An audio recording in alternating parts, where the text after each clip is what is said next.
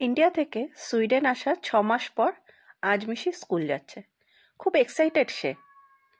সকালে যার 10টার আগে ঘুম ভাঙে না, আজ সে সকাল সকাল উঠে না কোনো কান্না, না কোনো বায়না, না কোনো খাওয়ার ঝামেলা, একবার বলাতেই সব কিছু ফটাফট করে রেডি হয়ে বেরিয়ে পড়েছেন।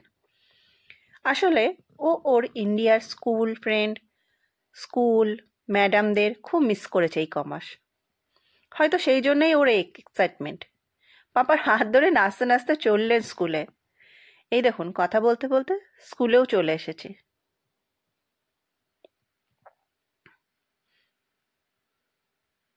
ওই যে সাদা রঙের বাড়িটা দেখছেন, এটা হলো ওর স্কুল।